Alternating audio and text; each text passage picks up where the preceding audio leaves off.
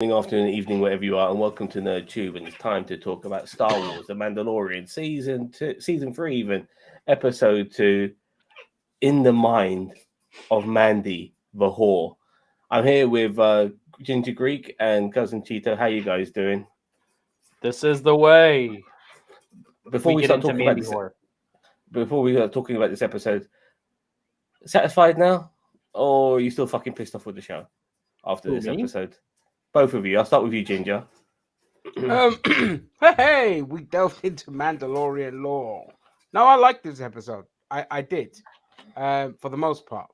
Obviously, there's going to be bits that grate on me, but look, we got into Mandalore. We saw the devastation. We got to see H.G. Wells make a cameo in this with his Morlock Yeah. characters, and but we just the visuals were stunning. Like it's up there. Like for me, it's up there as one of my favorite episodes of Mandalorian, and that's not really high praise because most of the stuff ain't great. But it's up there for me. There are some gripes. Well, I'll talk about the gripes now. The exposition. There is so much like the smallest thing. They don't think that we can understand what's going on just through the medium of visuals. Like when they enter the atmosphere and the thing starts crackling, his navigation. Yeah, we understand. There's interference. There's probably static interference in the air, electromagnetic, blah blah blah. We don't need it explained. We don't need everything explained.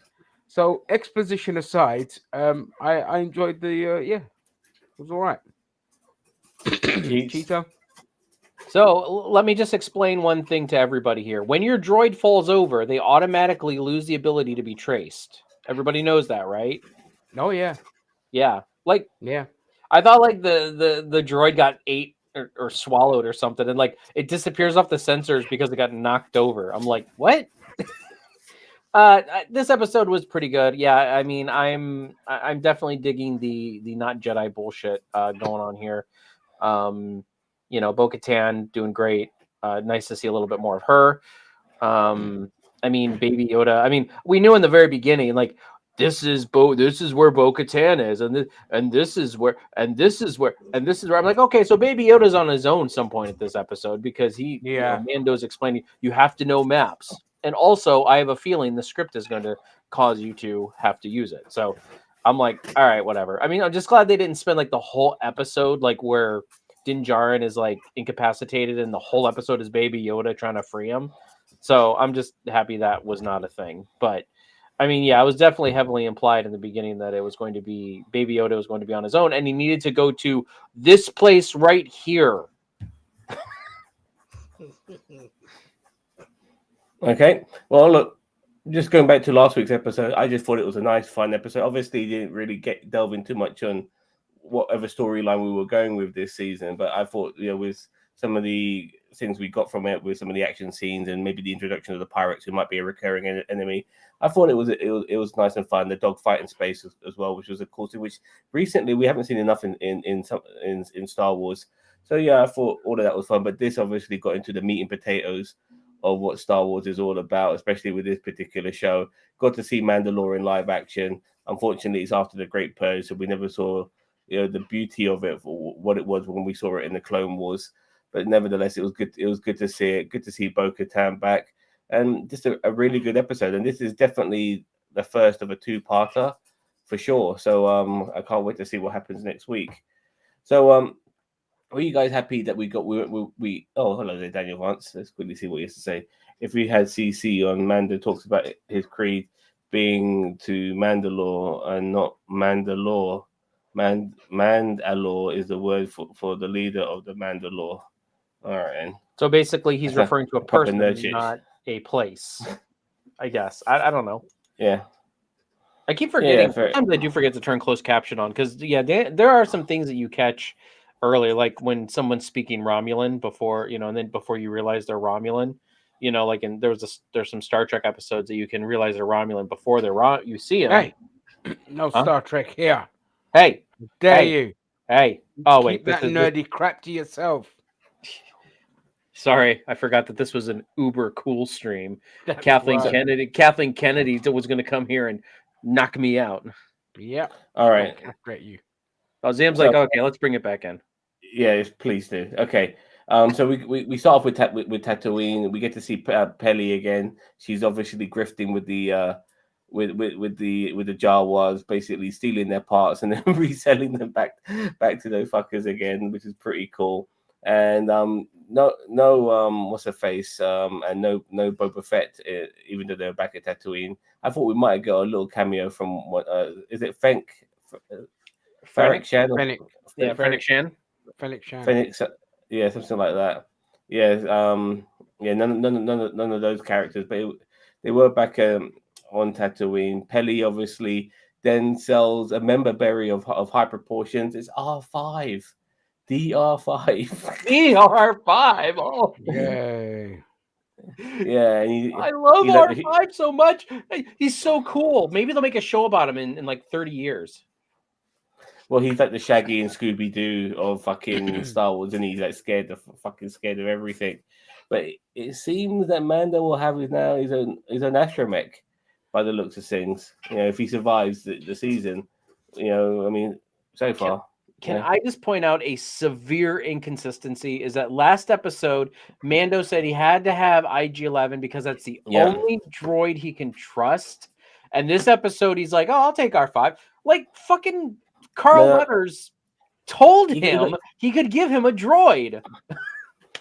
Yeah, he kind of got like he kind of got hustled into it because Peli's a better hustler, but he wanted a part of he did mention that he wanted the part to get IG-11 working in the first place, But that's but not she that's never not had the it. consistency I'm talking about. Like Carl Weathers also offered him parts, but it's just like he had to have IG-11 because he trusted him. And then over the past 2 seasons, we've seen that mistrust of droids, and now all of a sudden, what's her face? Tilly? No, not Tilly. Peli. Yeah. Peli's like, here's this R droid, and all of a sudden he trusts it. It's like he had such a disdain for droids that he wouldn't even trust any of them. IG basically had to sacrifice himself to get his trust in any way, shape, or form, and that pulled me right out of the episode. I was like, oh fuck. I'm like, what? So we're just gonna gloss right over this character part here. Yeah, it's kind of like derailed the plot point, which would have been like. But here's the thing. I'm kind of glad that they did that. If it means we have no longer deal with IG-11, because if they still bring him back, it's like, but what's the point? Your mission was to get him to Mandalore to test the atmosphere, which ships should have that technology anyway to test the atmosphere. not fucking relying on droids. I think he was talking about spelunking, so he needed a droid that could like go into like somewhere to like he couldn't have flown his ship in there that I could tell. I mean, so you would have to have the ability for the ship to fly in there, maybe to take a sample. The only argument is to test the toxicity of the caves rather than the planet. Yes, But that's what I meant. What they mentioned though, was it? They were to and test the toxicity of the planet. This was my gripe because until fucking Mandalore until Din went to fucking Mandalore, nobody knew that the planet was fucking breathable. Are you serious? You know what I mean? Yeah, exactly. Nobody that tested it. was my gripe of the episode personally. But regarding astromechs as well, if they all got those sort of like boosters, haven't they? Like R2D2 has on the side of their legs, so they can fly around and all of that sort of shit, can't they? Yeah. Well, they're supposed to. Yeah. Anyway, Mando he arrives orbiting Mandalore, tells Grogu about some of Mandalore, even though both of them have never been to fucking Mandalore.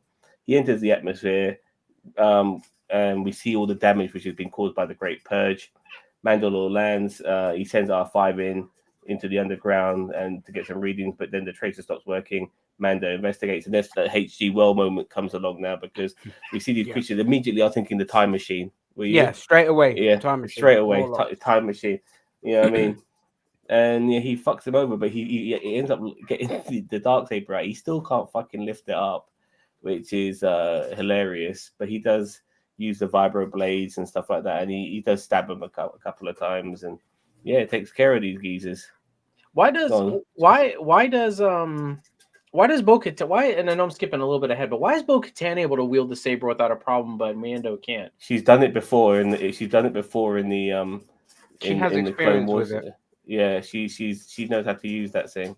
But so it's Yeah. just like, but it's the whole weight of the franchise on his shoulder, on the dark saber in his hands or something. Like I never got that. I get it. It's a Clone Wars Rebels thing, and I'm like, I don't know that. So He okay. hasn't got any experience. He hasn't got any experience with holding a weapon like that. He just doesn't know. And obviously, there's a mysticism towards sabers and all of that sort of shit. So I know. He in Book of Boba Fett, when he was trying to train with it, he was complaining it was heavy. And it still was. Yeah, but then Bo-Katan just does it. Like that's what I'm saying. Like, is it heavy or is it just the force is weighing it down? No, she knows how to wield it because she's wielded it before in the Clone Wars. Okay, so Jedi and Jedi universe magic bullshit. Got it. Okay. Well, yeah, and Mando's very, very stupid. I mean, we've gathered that over 3 seasons. He's not the smartest person. Yeah, he can take care of himself, but he ends up in gets himself in a lot of shit. So anyway, R5 finds out the atmosphere is breathable. He takes Grogu with him. They go into the ruins. Mando sees the helmet in the dirt, and then by picking it up, he enters a trap by a mechanical beast with a living organism inside it. It's a trap. Mando is being. We see Mando getting prodded for his juices, and Grogu stealthily tries to help him to free him using the Force, but he can't. And then he alerts the fucking creature, and then Mando tells him, "Go get Bo-Katan." So Grogu escapes, and with the help of R5, he flies the ship to the planet where Bo-Katan is. Bo-Katan knows this is the game. Yeah, that's a good one, Vance. What's that? The people the machine that grabs Mando reminds me of the peeper beetles from the Dark Crystal. I personally thought it was a General Grievous Easter egg. Yeah, because because General Grievous is pretty much just a brain and a heart inside a gigantic mechanical body. Yeah, and honestly, I mean, it is kind of interesting to see some of that mechanical body horror sometimes. Like I don't want them I don't want to see it all the time. We saw it a little bit in was it in Andor where we saw it also, or was it? I can't remember. There was one of the other series is they were kind of hot and heavy on the body mechanical horror, and it's just like, I mean, it's interesting. Wasn't that Boba Fett where they had all the modifications and things like that? Yeah, but was it graphic? Yeah, it was graphic. Who was that? Was that? I don't remember. The Mod Gang. Oh yeah, the cyborg kids and shit like that. Yeah, but that wasn't very. It was prior to that, in the surgery place where you had all the stuff. Yeah. But anyway, it's interesting because with General Grievous, it's like it's kind of mechanical body horror almost a little bit. Like just if they go into it, and they were very close in this episode to going into it possibly. But do you remember in the New Hope when in the trash compactor and you see that eyeball come out the fucking water and stuff? I was thinking it was a bit like that because this creature, all we really saw of it, what it was physically, was a fucking eyeball in a helmet. And God knows what more it was. So the look of it was gorgeous, man. It does kind of it did give me vibes of like Japanese anime stuff. Yeah, I agree. Weird creatures and just the kind of French comic books where you get all these gorgeous machinery stuff like heavy metal. We say a bit steampunky. Bit steampunky as well, yeah. Yeah, I love it. Yeah. So, go on. Sorry, go on. No, visually it was beautiful. So Bo-Katan follows the same path Din did. I'm not sure if you noticed, but her and Grogu weren't really necessarily. Well, Grogu more towards her. Didn't really like her too much, in my opinion. I think there was a little bit of resentment coming from Grogu. Anyway, those same creatures. Because the rivalry between her and Mando. Well, those same creatures that attack Din attacks Bo, and she takes care of them in her own way, which I also liked. It was really good. And then we find out the name is called the Eliminites. They are creatures, indigenous to this planet, but they would always remain underground or far away. But now with Mandalore all fucked up, they're just basically inhabiting the remains. So Bo then attacks a cyborg creature that trapped Din. and she uses the dark saber. She takes care of the creature with even when the creature changes bodies. So after a brief rest, Mando sinks Bo and continues his quest to the mines of Mandalore. Bo insists on taking him and briefs Din on more Mandalore's recent history, because even though where they're in, it looks like it's like some sort of ancient ruins of like the fucking mines or whatever of fucking Mandalore. It only happened maybe 20 years ago, all of this shit, 25 years ago. But it looks way more ancient than that, all the destruction that's happened on that planet. Fusion bombs, right? Fusion bombs. Yeah. Yeah. So they arrive at the mines, and to be more precise, the waters for Mando to bathe in. Then walks into the water, reciting the vows, and as he goes in, he gets pulled down, meaning that Bo has to save him again. And she finds him at the bottom, picks his ass up, and then gets as she's going to the surface, we see a mythical-looking creature like the Mandalorian version of the fucking Kraken. And Bo is startled by this, but gets them out the water, and the episode ends. And that's So it. this bit, again, this is what I mean. Mando's just stupid. He enters dangerous waters without even thinking, because he's a religious zealot. So he just goes in head first, and then he's bailed out yet again by Bo-Katan. And it's nothing against Bo-Katan. You expect it to be like shit hot because she's experienced in this area, but it's more than anything, it just proves what a dumbass Mando is. Like constantly getting himself in stupid situations, and you're like, God damn it, man, grow a brain for fuck's sake. But that creature, obviously, that if you look at the shape of the head, and that's where their kind of signia comes from, was from that creature, because that's like until that point, I believe like Bo-Katan even thought that it was a myth or something like that. Mm-hmm. So they found it in 5 minutes. That makes a lot of sense. What's that? They thought that creature was a myth, but they found it in 5 minutes. Yeah, so. yeah. All those years they could have gone into the waters to find it, but no. With the technology, they might have had to find it in the first place. But yeah, exactly. Well, what I like is how different Din and Bo-Katan are. Like they both believe in some sort of ethical code regarding what it means to be a Mandalorian, but Mando's way more spiritual, I would guess. Yeah, like Bo-Katan's more on the feet of the ground, doesn't believe in all these fairy tales, believes in the code, but not the fairy tale aspects of it. So you can see when she saw the fucking creatures, like all the bubbles were coming out of a fucking helmet and shit. She couldn't believe it. It almost made her into a believer. Or maybe she does become a believer after this. I mean, that's kind of interesting part of the ending is what happens to Bo-Katan now. And again, we're in a situation where I'm more interested in seeing what she does than how badly Mando's going to fuck up again, or keep talking exposition. And because I found Bo-Katan the far more interesting character in this episode, and it just leaves me wanting to see more of her than it does the other ones. But I'll also say I did like Grogu going on his own little adventure thing to kind of save Mando, even though we knew it was coming. It was still kind of sweet to have, rather than him just being, in the background doing the silly little things with the camera always pans every 2 minutes. Here we got, the adventure, and he's more confident-ish using the Force when he needs to, and all this kind of stuff. So those are nice character building moments that I want to see evolve. If we're going to have this little green bastard around, then I might as well see him start becoming more like a Jedi, even though we don't really care about the Jedi stuff in this, but it was still like nice to see. But I'll still say this, it still feels like a kids show. It just feels like a kids show, like especially at the beginning when they went to what's her name, Pally or whatever her name is. Pelly. They go to her, the way she talks and all of that. And don't get me wrong, I like the character, but the way she is and all that, and Grogu's little adventure, it's like, okay, this feels more like a kids show.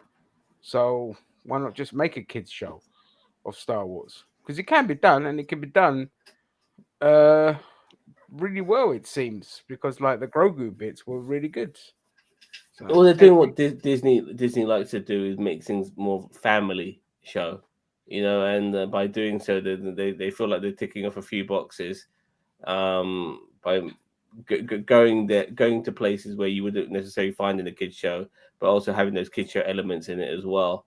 So yeah, so they basically you know how Disney are. They want to grab everybody in the room when it comes to their programming. Daniel Vance says Mando telling Bo this is the way, in response to Bo saying a father died for Mandalore was a real changing point for the way Bo sees the fanatics. Yeah, she even she even admired him as he was reciting the vows as he was going into the waters. But now he's been in the waters and he's bathed in the waters. That's it now. He's Mandalorian again. Is that right? Or does he still have to do more shit? Like, maybe blow some fart bubbles. I don't know. The show is totally Lone Wolf and Cub. If you've never seen it, it's worth checking. Yeah, I've heard about it for sure. But this is Pedro Pascal's speciality right now. So this is the way. This is the way. So, do you think there's going to be some romance between no, Bo and Din? Because they look like I think Bo's going to turn out to be the villain of this season. Like I think she's going to be. I think there's going to be. I think she's kind of leading Mando along, and like she's going to try to take the Darksaber from him, as well as try to kill him just to get him out of the way. I really do. I don't know. Normally, I'd say yes, but Disney won't do that. That requires too much good storytelling. Well, they did it with Sharon Carter. I mean, yeah, but she felt bad. No, but she felt betrayed. She had her reasons, Bo-Katan is royalty, and she feels like she's being gypped out of her because Mando has the Darksaber. Maybe I'm not saying she's going to be like evil. I'm just saying that she's going to be the antagonist. She knows the code. I think she's not as she's pissed off, but I don't think she's that. What we saw in this episode as well. I think. She saved him twice. I mean, she risked her life for the guy. Yeah, I mean, on 2 occasions. I mean, she just jumped into the water like it didn't matter. She probably felt like she had to go get him to get the Darksaber out of there. Took it off. Yeah, and it's not just that, but she welded the Darksaber. She didn't have to give it back to him. She could have just cut him up into little pieces. And fuck she you. could have left him while he was getting the juice. Yeah. I think that would be a disservice to Bo-Katan if they. I mean, Retro Nerd Girl could be a romance brewing. I hope not. I personally think that I think so, Retro. And by the way, very happy to have Retro Nerd Girl here because I've watched her streams on a handful of occasions, and thank you very much, Retro Nerd Girl, for joining us. I'm waiting for Grogu to. She's awesome, by the way. She really is. I'm waiting for Grogu to weaponize his Grogu mobile. Hell yeah, man! Get some rockets and lasers on there. They're going to get the little Whistler missiles instead of being on his gauntlet. A couple of lightsabers on either side. It's going to be like what's his face's ship, Skarsgård's ship from. Just like the lightsabers that poke out the side. Yeah. They're just like random lightsabers. Press the button, like 50 million weapons just come up on top of it. It's like Rocket Raccoon. It's like exactly like that. Look, regarding by the way, you're welcome, Retro Nerd Girl. By the way, regarding IG-11, I think that Grief Karga is going to have him fully ready to go the next time Mando visits him, so he won't need necessarily to find the part. Grief would have sorted that out himself. I don't know if you guys feel that. Hello, mate. I don't know. I hope we don't get him at all. I really. Yeah, I mean, I have to hear Taika Waititi again. I'd rather. I think the IG droids are interesting, but I feel like they should have left. I think they should leave this one be. Like like IG-11. He served his purpose. He sacrificed himself. Let's let it go. Like if you want to do another IG, I guess it's fine. But I mean, there's IG-88 and there's IG-11. Like those are the two main ones that we know of. The one's a bounty hunter. The other one was a bounty hunter, but now was a babysitter. Yeah. See, I think you guys, as much as you guys, especially you, Ginger, are not the biggest fan of Taika. I think Disney thinks Taika is gold. Yeah, and they're gonna fucking get him back. Not after Thor. Not after Thor. Love and Thunder. Mate. But this was being made during the same time. It was very hard for them to maybe sway course, so to speak. And we are talking a small role here. We're not talking about him taking over the show. I know that part, but bigger picture is he was handed a project for Star Wars, and now that is on the back burner after I Love and like. Thunder. I've heard like Rogue Squadron's been dumped as well. Yep, yep, Yeah, which probably. is Which is Yeah, no is that surprise. is that Again, Kennedy Patty with Jenkins? Kennedy, it's a miracle that anything gets made. well, I think all the eggs are in the High Republic basket, aren't they? Yeah, I've Iris heard maybe, Disney will fix it. Come on. and I think they want to Solve get. it. I heard like Brie Larson might be playing a Jedi. Now, personally, I would love that because the geeks and gamers and all those dickheads, all those fandom menace fucking idiots, who hate anything with fucking, XY chromosomes, fucking, just being the head of a fucking an outfit would be really pissed off, and that would make my day. The Acolyte is being sued too right now by one of the former producers. Oh, do Really? elaborate, Mr. Wait, Vance. wait, which one? Bradshaw or Farouk? What do Probably they Brad. mean what do they mean the acolyte? Like, is that a show? Like that was going to be Yeah, a show on. have you not seen the stills of the Acolyte? No, They released that was stills. we're talking about the Star Wars acolyte. How is The it? Star How is Wars, a yeah. show being sued? Like, Well, we'll find out. Maybe a producer got fired because Kathleen Kennedy was like, "What do you mean you disagree with me? Oh my God, how dare you? You're dead." dead to me. Done to me. But yeah, hey, look, Brie Larson wants to come on board. I don't mind. I like Brie Larson. I like. She's in everything now. Like, so I can totally understand that. I Yeah, she's mean, lovely as well, and she's she in rubs I fast don't. people fast. the wrong way, and I like her. I'd say. I Yeah, mean, I don't care me either too. way. I mean, I think she's fine. Like, sure, why not? Like, she's kind of got that badass attitude that, like I liked her in Captain Marvel 1. I thought she was great. Yeah, Yeah, me too. perfectly fine film.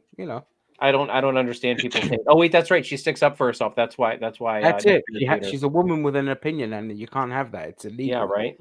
It's illegal. It's Yeah, it's an but look, affront to my masculinity. the funny thing is though, like these motherfuckers in the fandom menace, they are dying for stuff to complain about in the first place, or Oh what yeah, people that's on their bread anything. and butter. They Yeah, need it. They need it. yeah. They want Brie Larson to be in everything so they can make another 120 fucking videos about her. Because without people like these people to complain about, I mean, they must have been doing cartwheels when they found out April O'Neil was black in in the new Teenage Mutant Ninja Turtle movies. They go, yes, we've got something to complain about. Yes, you know what I Let's mean. give So this episode our rating before we go off on a tangent, and then we could go back on a tangent. no problem. One of the producers was fired 2 weeks into the contract after passing on another show. The producers out of post shows and tons of cash as a result of breach of contract. Fucking hell. Oh well, that's when you mess with the mouse. Yeah, I pulled a D Oh, Jose. good luck with the Disney. Okay, so Ginger, what are you going to give this episode? I'm going to give this episode a 7 out of 10. Again, the exposition stuff really pissed me off, and Mando being an idiot. But the visuals were good. The action was really, really good. And Bo-Katan was great in this, and Grogu's little adventure was enough to give this a 7. Chia. I am going to concur with Ginger here. I'm going to give it a 7. It's better than last week. I feel last week just felt like it was like, I don't know. There were just some issues last week. This week it's better. We're actually diving into the meat and potatoes. The thing about the droid really irritated me though, where it's like the inconsistency about Din Djarin and trusting droids, and then the droid falling over and them like that's the little things that I'm like, really, like, I don't know. It just irritated my soul. So, but everything else was okay. And yeah, I mean, I kind of agree with Ginger. Like after getting 12 episodes of 12 episodes of Andor, like we, like Disney, we deserve better. We really do. And I mean, look. Get brief people to do stuff and. Sorry, I don't like doing these comparisons between Andor and Mandalorian, only because Mandalorian was mediocre before Andor came along, and it hasn't learned, and it's getting worse. But all I'm saying is that we deserve better. I'm not saying it has to be the same we as deserve better, Andor.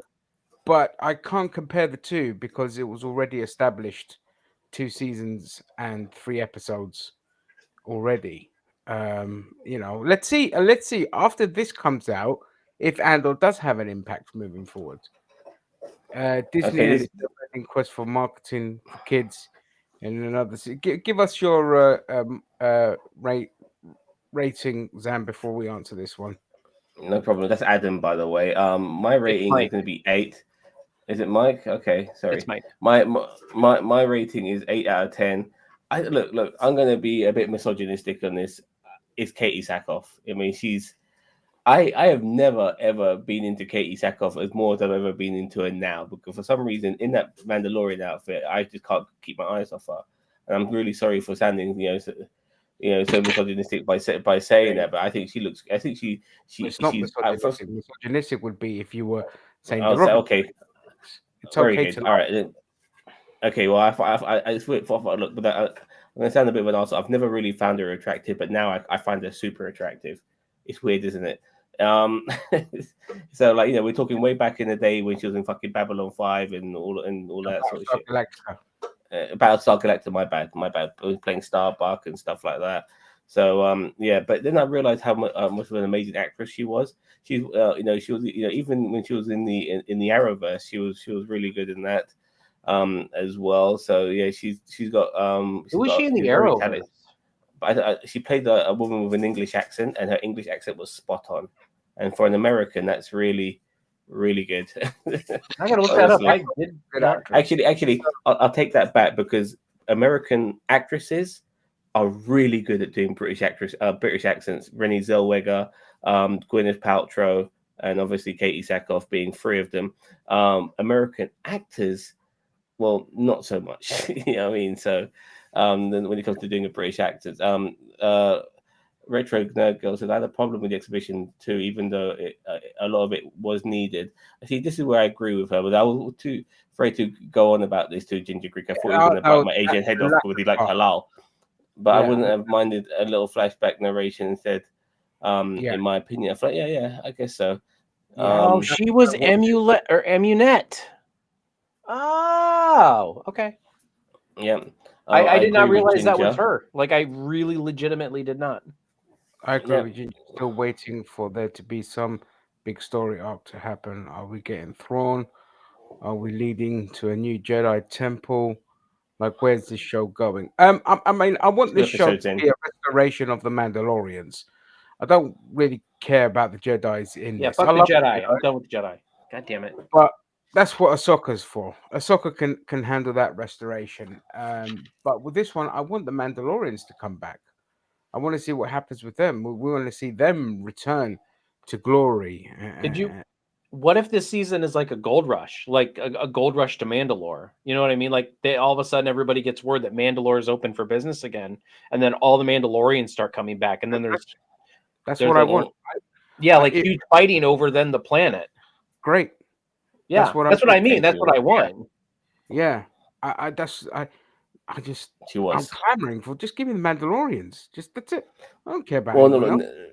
Now it's been established that the atmosphere is breathable.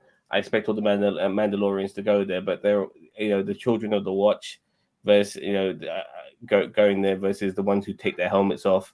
It's going to be very interesting to see how that pans out.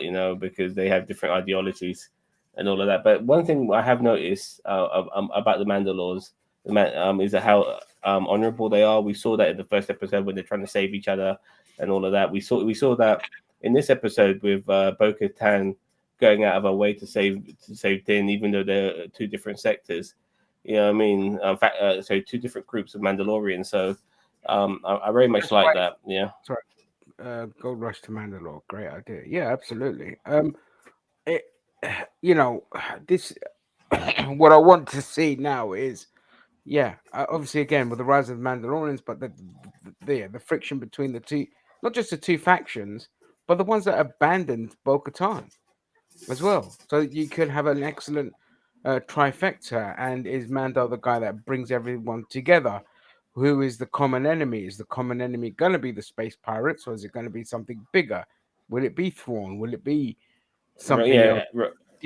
Sniffles of the first, and all this kind of stuff, and remnants of the Empire. And just to be clear, I'm actually not against Thrawn being in this show, just because it could work. Like, I'm not saying it would be the greatest thing, but I'm just saying I like Thrawn. I like Thrawn a lot. I love him in just about everything he's been in, except for Rebels, because I've not seen Rebels. But still, everything I've ever read and seen of him in games and in books and everything like that, I've loved Thrawn.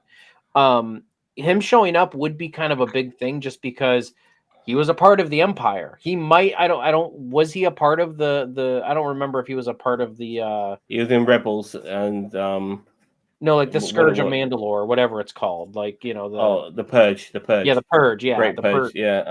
I I'm not mean, I don't sure. know if he was a part of that or not, but I mean, Thrawn being a part of this, basically Thrawn getting wind that Mandalore's open for business, and then him showing up again with his Imperial army, you know, because he has his own Imperial army. Like, I mean, that's kind of his thing, is that he took a lot of his Imperial forces and went to the outer rim, or the unknown regions. So, Well, I don't know if plans have changed now with Disney, regarding like this overall end game they might be having within Star Wars, because the rumors were that some of these characters from all these different shows, like Book of Boba Fett and the upcoming Ahsoka series, as well as Mandalorian, they were gonna like merge together and have a big end game threat, and that would probably be Thrawn, where they have to all come together and defeat him. That was the rumor. Now, that was the idea maybe a couple of years ago. I'm not sure if that's necessarily the plan they're going to continue with. What I Because hear is Mandalorian doesn't have an end. Yeah, but I mean, that's with Mandalorian itself. I mean, it can still continue going even after they do this big crossover team up and all of that. But yeah, they haven't got an end for Mandalorian, which is a bit of a shame. It kind of worries me with the future content of the show, because I mean, this season itself, I mean, how are they going to top Luke Skywalker? I mean, what, Han Solo's going to fucking come back? I mean, I don't know. I mean, don't top that. I mean, why do you need to top like that? Like, give us something satisfying within the confines of the show. Don't bring in some nostalgia bait like Luke Skywalker to, with it waving his laser sword using space magic. The constant fucking I loved it. nostalgia bait from Filoni and they had R5 today, didn't they? So really, yes, it's every fucking episode. There's something. Last week we had the Babu Freak and the fucking little frog cunts from Jabba's palace and all this kind of stuff. It's just like, stop relying on the old source material to move your product forward. And but don't you think that sometimes it's just reminding you that this is the Star Wars universe? These creatures are all in it. It's not necessarily nostalgia bait. Like, even Andor had speeders and TIE fighters, and it depends where they are.